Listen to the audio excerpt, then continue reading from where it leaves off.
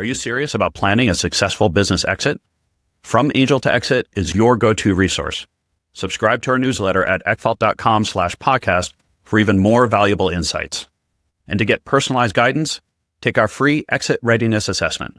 It's just 24 questions, and it will give you a clear picture of your exit readiness.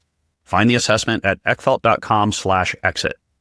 Submit your results, and we'll schedule a free follow-up call to discuss your specific situation and the best way to maximize your valuation and ensure a successful transaction. Now, back to the episode. Welcome, everyone. This is From Angel to Exit. I'm Bruce Eckfeldt. I'm your host. Our guest today, Carl Kutsmode. He is a founder. He's an entrepreneur. We're going to hear his stories about being part of a couple different businesses and then some of the things he's working on today.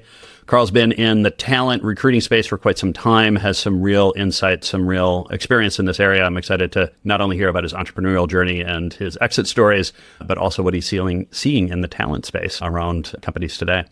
So with all that, Carl, welcome to the program. Thank you, Bruce. Glad to be here today and hope I can share something in my words of wisdom and lessons learned that others can learn from. Excellent. It's good to have you on. Yeah, I always find these conversations are a little bit of a litany of the things I wish I would have done differently at some level. So I'm excited to have this conversation. Before we get into the businesses and kind of hear the stories, we'd love to get a little background. I guess, growing up, did you always want to be an entrepreneur? Do you always want to be in the talent space? What was a little bit of the backstory for you personally? Yeah, I mean, I think as a teenager, I envisioned myself on planes and, hopefully being on the private jet someday. And going into college, my sights were set on management consulting because I saw people that were in my sphere that were doing that. And I thought, well, I'll just be a management consultant and I could be on planes and ultimately get on the private jet. But fast forward, going through college, went to Loyola. When I graduated, I did become a management consultant. I did do the road warrior thing and loved it for a period of time. And as anybody who's lived in that world, you kind of burn out. What I realized through that process, though, was I really enjoyed when I was involved in the interview process for hiring other people. And I thought, God, can I make money just doing this and carve a career path in that direction? And so eventually went to a career coach, said, you're perfect to be in a role that's somehow touching HR and recruiting and should pivot. And I made a pivot about my mid-20s. I went to work for a friend of mine that was launching an IT consulting firm, and he was a programmer. And he's like, hey, I'll give you a chance to learn recruiting if you'll come over here. And he was a Unix programmer, which back in 1991, he was online programming things on the internet. And that's where he recruited talent, was online. So think back to the early days of the interview. I didn't even know what this thing was. And he's like, well, this is how you recruit. You go into these news groups and you recruit talent. Yeah. And I thought that was recruiting. I thought every company did that.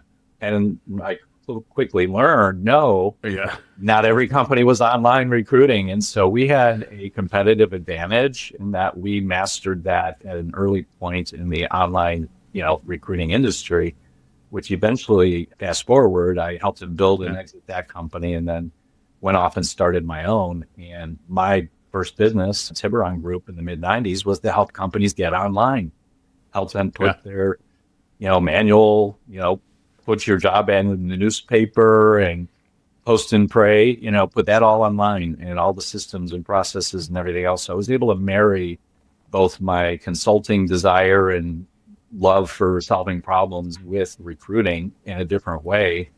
And we built a pretty good business. And what we found was, starting out as an advisory, companies that were in the mid-market were like, yeah, that's great. We don't want to put in internet in our computer, on everybody's desk. We don't want it. Can you just outsource it? So we evolved into an outsourced recruiting business, doing online recruiting for companies who couldn't be online. So it's a disruptive business model before the term RPO, Recruitment Process Outsourcing, was coined in the early 2000s. I didn't know what to call it. I just said, hey, we will just do it for you. Let's give you a turnkey solution for this thing you can't do and don't want to invest in. And we're here to be that solution. And it just took off from there. Yeah. And I'm curious, having been through the exit with the tech company, was there anything about that exit that either kind of inspired you or gave you caution around starting a business? Or I'm just kind of curious what you learned from there, or what you took from that experience when starting your company. Yeah, I mean, I didn't have equity in that one. It was really just brought in as an employee, and I was learning and helping him build a business, and he was a friend. I think as an entrepreneur, you have to have a big, audacious goal. You have to put it out there. His was a lifestyle business, and he only wanted to grow to a certain size and only wanted to work so many hours. So I got a taste of entrepreneurial business working with him, and I'm working the hours and I'm doing everything. And I'm like, let's keep going. Let's get more. And he's like, no, I don't want to grow that big. I don't want to do that. So he was limiting his own growth. And so when he decided that he was going to sell it, was because it was getting too big and he didn't want to, stay there. So his motivation for sale was different than what a normal entrepreneur should be. And that is, let's get this thing as big as possible and add value and carve a niche and have something unique in the market and have a goal. Like, I want to get it to 10 million. I want to get it to X vision. So with both my companies, we put a big audacious goal out there. The first one, the Tiburon group, when we launched in the mid 90s, was let's get to 5 million and see what the market's like at that point. And then the market, was receptive at that point, and it just happened to be a strategic acquisition. So And so you started that company specifically with a goal, ambition. It sounds like maybe even a time frame for having some kind of transaction. Yeah, definitely. Actually, the first one I didn't put a time frame. I put a revenue goal, and it took us almost 10 years to get to the revenue goal. And the second one, the lesson learned was I'm going to put a timeline and a revenue goal because 10 years is way too long. So the second one, I said, okay, 10 years is the absolute max, but let's get to 10 million in 10 years. And that was with TalentRise, the one we just sold in 2019. So we actually hit 10 years and 10 million in 2018. It's funny how that manifestation works. Exactly. But you align everything else you do. You align all your strategies and everything else to how are we moving the needle towards that goal. So if you didn't have that, it's hard to continue to move forward. I'd say the other thing that made a difference between the two was, I was winging it as a first-time entrepreneur in the first business. The second one, I learned the value of mentors and learned the value of people who've been there, done that, and reaching out to those people when I would hit a brick wall and not trying to suffer in silence and do things on my own because I think I know best. Vistage, which at the time was called, I think, Tech. Tech? I can't remember what, Yeah, but it became Vistage, which is what it is today, is an International Association of CEOs, and they put you into peer groups of like-sized companies. And that was really valuable for my second business. It was great to have a sounding board of other peers at the same size of the company to grow. And when you hit a road, call a friend, hit a roadblock, or resources. If you needed a resource people knew, hey, I've used this attorney or I've used this particular vendor. It was very valuable. Yeah, excellent. And so let's talk about the first company and the first exit. So I guess tell me a little bit about the growth path. How did things kind of scale over that 10 years? Were there any kind of important inflection points or kind of transition points for you? And I guess at what point did you feel like you actively moved into some kind of where we want to go to market, where we were looking for a transaction, and how did that come up and when you make that decision?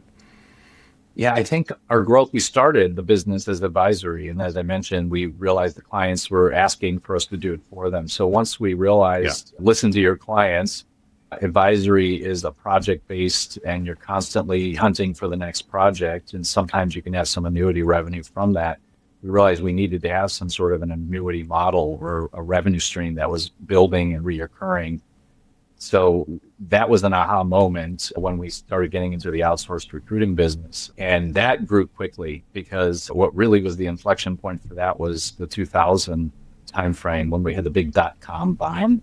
A lot of our original clients were e-commerce.com companies that were growing. They got investor backing, and we were all online and virtual, and most recruiting firms weren't. And we got their world. We understood how to find talent online. We understood how to work with them in an online manner with email. And old line recruiting firms were still out there doing things with pen and paper and manual and whatever. And so we aligned with our client, capitalized on the fact that when the .com burst, recruiting dropped, but for those companies that were still hiring, they got rid of all their in-house recruiters. And so we seized the moment, and that was an opportunity. And we went back to all those companies that were still hiring, maybe not growing as fast, but they got rid of all the people who did recruiting internally. So let us give you a scalable team that you can scale down to a half a person and then scale back up as much as you need, because you've got unpredictability in your business as you're coming back out of that 2000 downturn.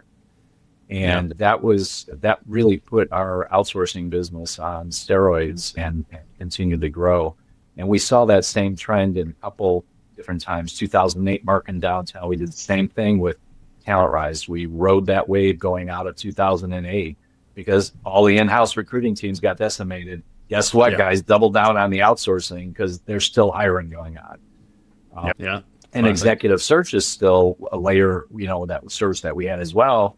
They were still hiring executives, maybe not as many. So you have opportunity. You just have to find it in whatever's happening in the marketplace. Yeah.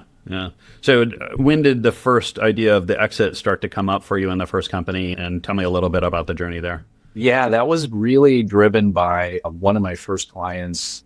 She was a former Accenture partner, and she went to Capital H Group, which was a private equity-backed company that we ultimately sold to. And she was a great client. She was constantly calling us with referrals and bringing us in to do search work. And when she was at Capital H Group, they didn't have anything. They didn't do recruiting. They did HR consulting and talent management and all sorts of other things, but they didn't touch recruiting. And she saw client needs asking for recruiting services, and she would just put the business to us, and I would pay them a revenue share. So they were a partner in the process. And when they became about a third, maybe even a little bit more than a third of my revenue, I was getting a little nervous because you never want to have all your eggs in one client, especially if something happens to them, it could tank your business. And so I just asked, I said, I've entertained the idea that, I would consider selling to the right company. And I think we have a really great synergy. The cultures worked well. The investors seemed to like me and what we were doing. And they were thinking about adding this as a formal line. So she teed up a conversation and we moved forward. Now, we had also already danced with a few other companies that were thinking about buying us. And I just went, well, I don't want to go to them if I already got this in hand and I already know how to work with them. Let's go this route. And they, put the best deal on the table. And I think we went forward. You did. I guess, do you feel, because I see that happen not uncommonly. It's like, hey, we've got this nice arrangement, right? It seems like a natural fit, but the prevailing kind of wisdom on a lot of these things is like you go to market, can create a competitive bidding situation, right? That's how you're going to maximize value, right? And, one of my theses is like people over-index on money and valuation, not enough on kind of terms and what is the nature of it and what's the post-exit kind of path going to look like and stuff. I guess how do you feel like it sounds like you talked to other companies. How competitive was it for you? How much was this like, hey, this was the fit, this was the deal, like it just felt right? I'm curious how you made that decision. Yeah, so it was very different types of buyer opportunities. So one was a recruitment advertising agency that had been old line, and they were used to, putting job postings in newspapers, and they wanted to get into the online recruiting space. And this is again back in the late 90s when that whole train was starting to evolve and take hold. And so he saw us as the way to his future. And I just did not see that level of buy be helpful. I mean, every now and then he'd throw us a referral, but I felt like it took us backwards. And whereas the consulting firm that had clients that were looking to improve and modernize and optimize, that was much more aligned with our vision for where we played. And so I think that vision alignment was the key decisive factor. And at the end of the day, I think the offers that we got from that one and one other was another recruitment ad agency. They were comparable in the ad agency, but they were lower than the consulting firm. So that was another factor. Now, the consulting firm had an earnout as well. So we got... Yeah, so I was going to ask, give me, how was the deal structured? Earnouts, give me some details there. That's where I was probably a little naive and ill-advised by my attorney. And I think my attorney pushed for it as much as she could, but because they had already been working with us, I think they felt they had the upper hand. And so they pushed for less cash up front and more on the earnout. And I think had I known better, think they needed us more than we needed them because we were a turnkey solution to something they were thinking of building out from scratch. Yeah. And I just, was like, yeah, this makes perfect sense. We like each other and I can live with that amount of money. And the reality is, maybe I shouldn't put it on the attorney. The attorney was, of course, looking for more cash. And I was the one kind of going, yeah, I could live with that. And the reality is now lessons learned. You go for as much cash as you can up front, less on the earn out. And the earn out was 2 years out. And we did get it, but I had 350,000 shares of stock in the bigger entity that they put a valuation in the future on. And the reality was they were making some bad business decisions. Yeah. That was worthless. And when I left, they sold the company 2 years later and parts, It wasn't a good ending for that company that bought us because they weren't making some good decisions. Yeah. Well, it's always the risk. You end up putting your future in someone else's hands almost on anything with earnouts and with, deferred payments and obviously retained or rollover equity. I'm curious because this is a pretty good example of situations that I see a lot, which is you kind of go into the transaction with this, I got to fight for everything I want, right? Like this very kind of almost adversarial, zero sum game. But then you end up in an earnout and now you have to work with these people. It's like you can't push too hard, or at least you need to kind of know that, while you're on opposite sides of the table in some respects, you got to go on the other side afterwards and now work together as partners and or as an employee or whatever the deal is. Particularly if you have earnouts, you're going to stay on. How did that play out for you? Did you feel like the nature of the transaction or the negotiations on the transactions impacted or influenced the post-deal kind of relationship? I would say is probably more on the second one because it was a little stickier on the second one. The first one, I was kind of blind and, going along with the flow and didn't know what I didn't know. And it was all new and I was happy to have an office in their office. Yeah, exactly. Somebody paying the bills and me not worrying about it. The second one, though, I was much wiser and we dug our heels in on some of the employment agreement contracts and some of the terms on how long you had to stay, non-competes and everything else. It got pretty sticky down at the wire, but in the end, that lasted a very brief period of time. We knew we had to work together and it all worked out. And looking back, the second one was a much better culture fit because it was family-owned business. They were about 300 employees. We were about 80 at the time. And a large number of the 80 weren't all employees. We had large contractor things, maybe 20 or so were employees, but the rest were contractors. But we felt like they were part of our family. They kept most of them on. I mean, it was a good scenario and they were very reasonable in the whole integration process and very collaborative. So we were able to work things out maybe for a few weeks. There was some I wish we could have won on that, but I think once we got into working together and we started liking each other as people, it settled down considerably. Yeah.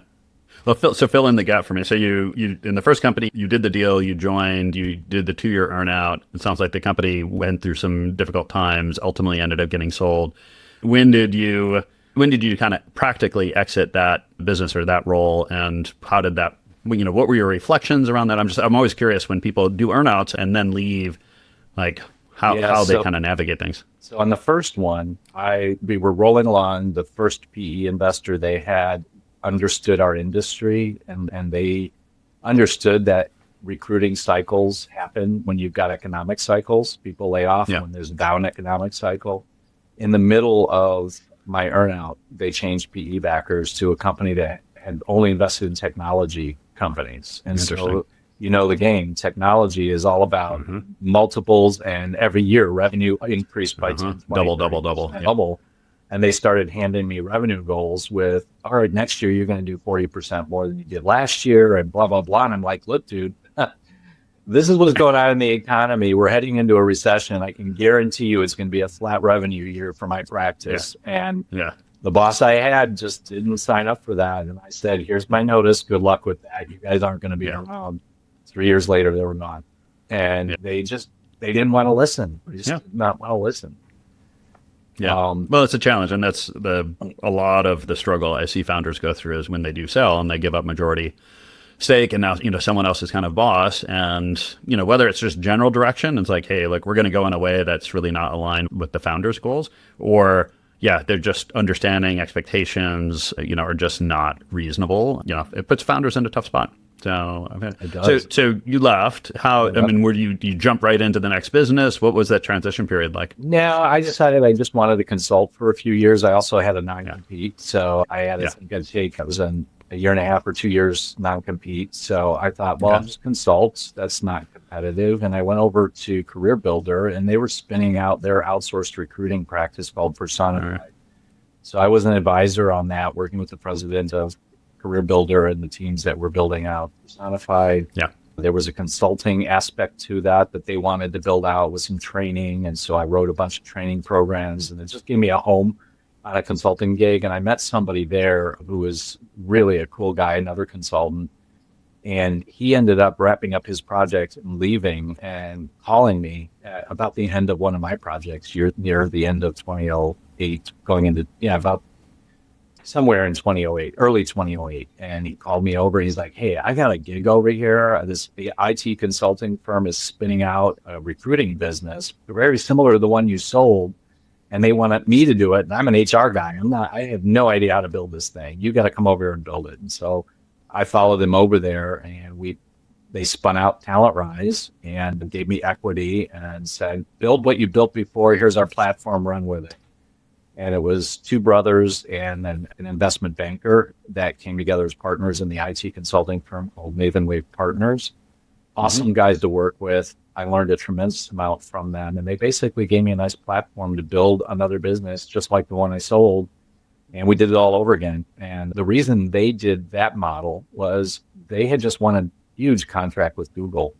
And their whole business was built around Google Docs implementations. And they said, we're going to use a lot of recruiting services. So rather than build an in-house recruiting function and invest in it has no revenue, let's just spin out our own recruiting business and make it a revenue center. And that's exactly what we did. And we built a $10 million business together. And they were my first big client. And then eventually they said, go get more clients.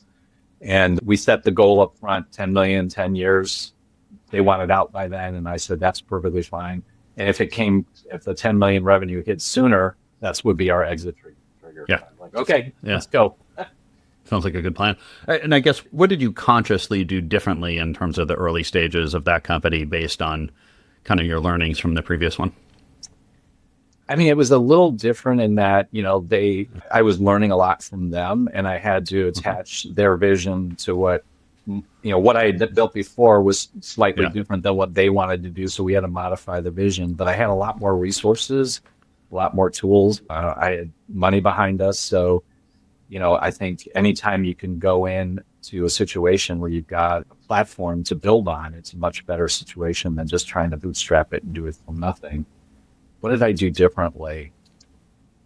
I pulled in some really good people from my first business that followed me the second one. Interesting. A lot of founders do that, but there's a couple that I probably, in hindsight, you go with what you know, but maybe is that the best person for what you do? So there's a couple people that were like, in hindsight, I probably should have gone to market and actually interviewed people for that role to bring in the best person for it, because they were more early stage startup. They weren't mid-stage growth scale type profiles. And so that was the key learning, that what got you here is not going to get you there. Yeah. And this, just because I liked them and they were successful in the first business, they got us to 5. They weren't the person to get us to the 10. And so we had some key learnings and misses there. And once we got the right people on the bus and I brought in some partners that could help and gave up some equity, the thing just took off. And I'd say the other key big learning was you have to do a lot of self-reflection. Like, what is your strength? Where do you play best? What value can you add to the business? And business development was mine, but do not make me sit with spreadsheets and deal with numbers and all that. So I always had people that were around me that handled all the financials and all the other stuff and the details of the operation. And let me just be the visionary. Let me go sell. Let me bring in the business. And at some point, I realized I needed a CEO, and I could get it to a certain part, but there was a lot of things I had no idea how to get it past. And even though I had our we had our investors, they had their business to grow. They didn't want to play CEO for me. And so they gave me, they said, go, we'll fund it. So we went and hired a CEO who had gotten a business to 10 million, got it to an exit in the recruiting space. And Rick was amazing. He was absolutely amazing. Yeah, no, that's smart. I think I've seen that learning before. Founders who've been through it once, and the second time around, they were like, I don't want to do everything. Like they just realize that, they just want a fundamental different experience. And I think a lot of first-time founders or founders in their first business, they try to do everything, a lot of control, a lot of like, I want to figure everything out. I want to have my fingers in everything. And second time around, they're much more like, I'm going to hire experts that know this stuff much better than I do. And I do find, I think there was a conversation I had with someone who was doing some research around this, and they said, people that make it to, $1 million business figure out the 5 things they do really well. And people that make it to a $10 million business figure out the 2 things they do really well. And people make it to 100 million figure out the 1 thing they do really well. So being self-aware and doubling down, because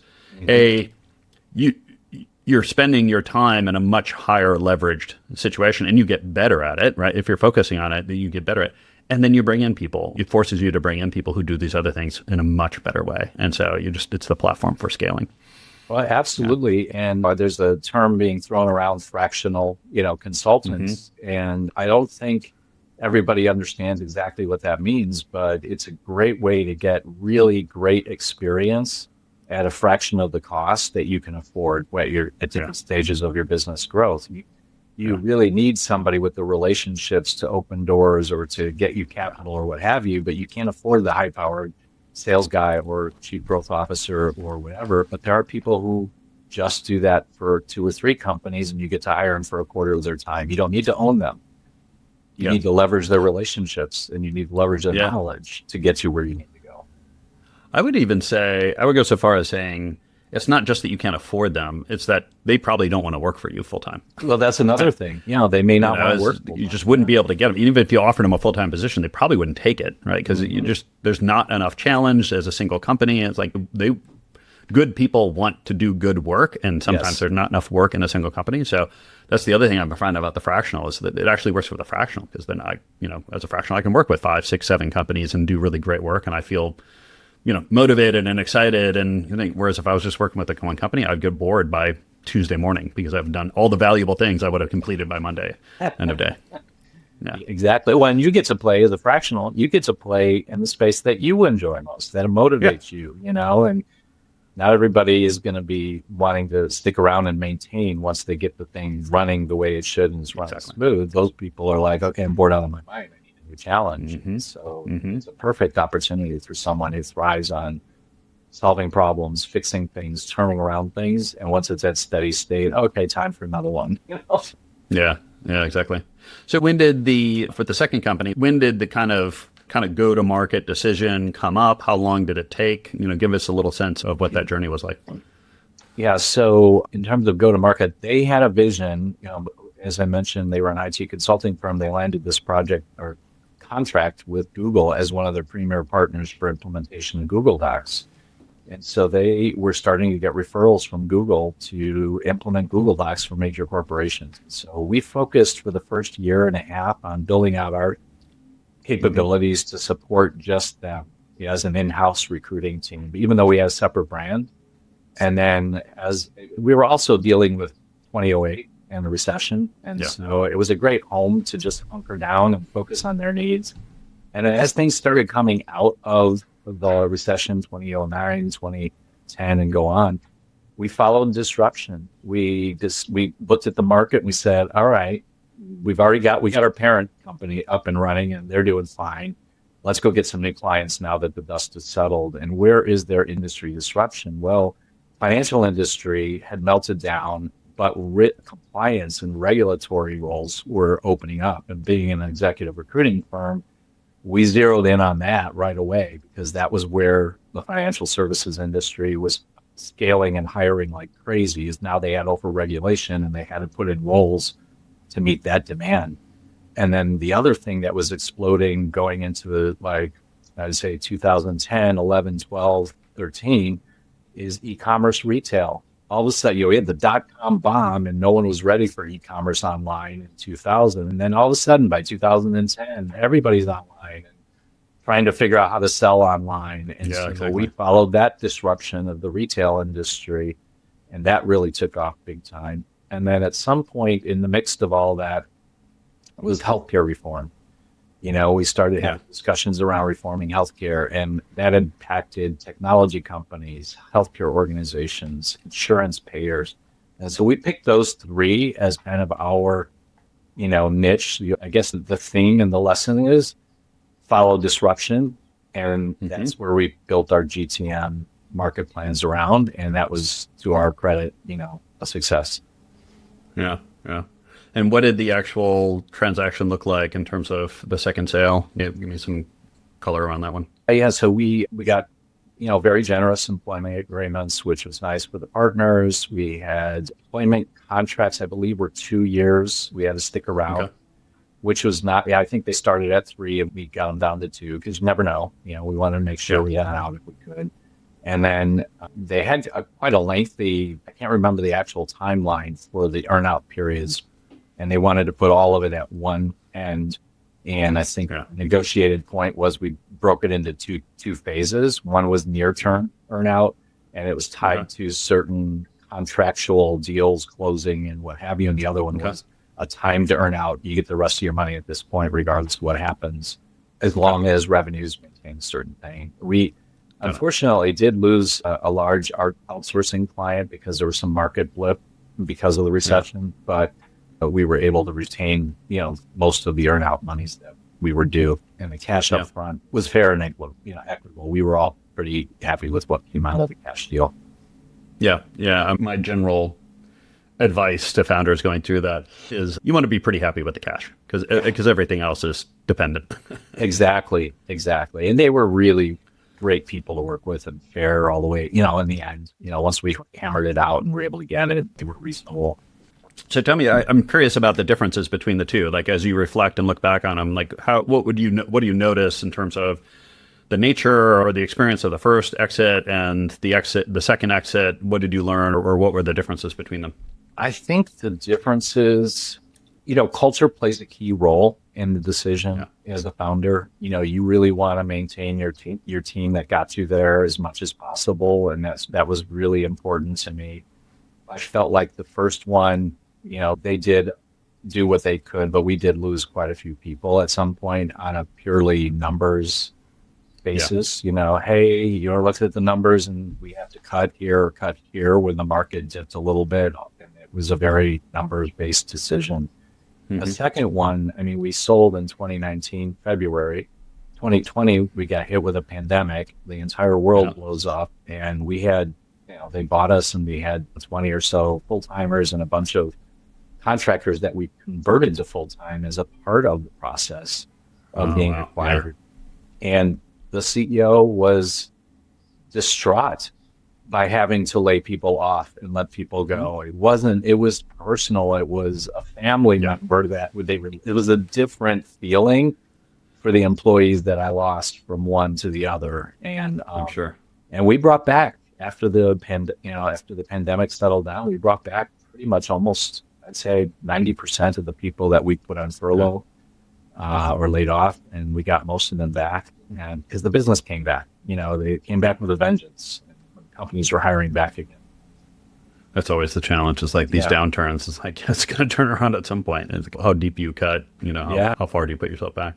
And so now, how did your second exit impact what you're doing now? Give us a little the story of how it's all kind of culminated to today. Yeah, I think when I sold to Aileron, which was the company that bought us, CEO Scott Stenswick, a brilliant man, he said, "I know what you've built. What do you want to build with us? And where do you want to grow?" And I said, "I want a globally impactful role. And because I don't have a lot of global experience, I want to learn some of that." And they had a global operation in India that supported the recruiting business. And so I had some ties there. I got to build out a global network of search firm referral partners. Actually not build it out, but I tapped into one that got them to buy into, and we handled the US and Canada for the network. So it gave me the ability to cross-pollinate and grow those skills. And I think it was great to have that experience. And I realized I like global, but I really like having more close relationships with clients locally here. Where I made the decision to leave was when he decided he was going to retire in the last year, April of last year, or February, March, April. I think he announced to us that he was going to retire. And I just kind of looked at it and said, okay, I've learned from him. Yeah. He was one of the reasons I came and sold my company here. And I've already trained and mentored and promoted my replacement to a very capable leader who's the president of the business, so I could position the transition when I wanted. It was past my earnout, and it was just time. And so we decided on a date, and I said, look, I'm going to go off and do something new. I want to have a relationship, and I don't want to completely sever relationships, so I still have a partnership with them. I still can leverage my 15 years of work there to win new business in the new venture. But what I wanted to do differently in the new venture is really kind of disrupt the search industry model. And what I realized through all my years in executive search is executive recruiters, don't like to talk to people, ping them on LinkedIn when they're in transition, trying to network, unless they have a search that person fits today. Yeah. So they just ignore a lot of great people, and I don't. I talk to people if they're a profile of a growth transformational leader at the director to C-level. I like to have those conversations. I like to engage with them because you never know what my next search is going to be. Yeah. And I don't just put them in my database. The reason I named the company the B2B VIP Executive Alliance is it's a network first model. So all of those people are invited to a monthly networking call to help each other network for the next opportunity, whether they're seated in the role. We call it Career and Business Networking Group. And they're welcome to attend our calls. We try to educate them. We have speakers. In fact, I think you're on one of our speaking engagements.